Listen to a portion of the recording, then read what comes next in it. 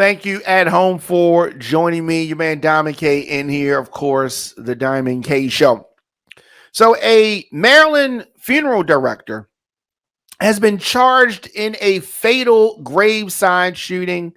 The funeral company manager uh, shooting and killing a pallbearer. According to reports, this this is just a crazy story. But Wilson Chavis, 48 years old, allegedly shot and killed 30-year-old Ronald Stephen Banks of Washington, D.C. earlier this week. He was a pallbearer, and a bullet grazed another woman during the memorial service of a young girl. So Chavis allegedly confronted two unidentified people affiliated with another funeral company with which Chavis has a long-standing business dispute. As the burial was about to begin about 1:20 p.m., that's when it all went down. Several funeral attendees came up upset with Chavis and confronted him over his behavior. Chavis fled the scene and was later apprehended after being pulled over on a traffic stop. As a result of the shooting, Chavis faces charges of first and second degree murder, attempted first and second degree murder, and related counts. What is the world coming to? Are you kidding me? Shooting at a funeral of the pallbearer? And you work for a funeral company? Yes, I mean, it's crazy. Crazy. What is going on? I just don't understand this. Funeral company manager charged in the fatal graveside shooting of a pallbearer. Wow. Speaking of shooting, Takeoff's mother has filed a lawsuit against the venue owners where the rapper was killed. So you remember this tragedy late last year.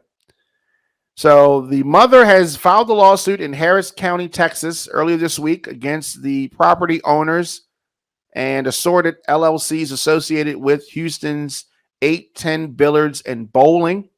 The lawsuit alleges that the defendants failed to provide proper security on the night of Takeoff's death. He was only 28 years old.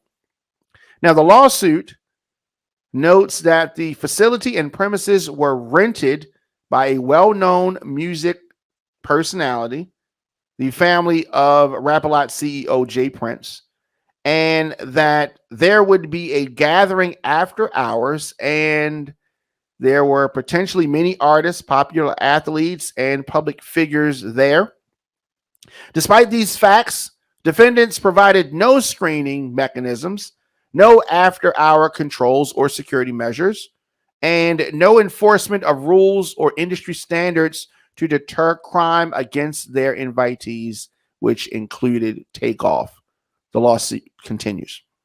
In fact, social media postings in advance of the party made it clear that not only basic security measures needed to be followed, but advanced planning and consideration should have been taken into account, which defendants were negligent in failing to do.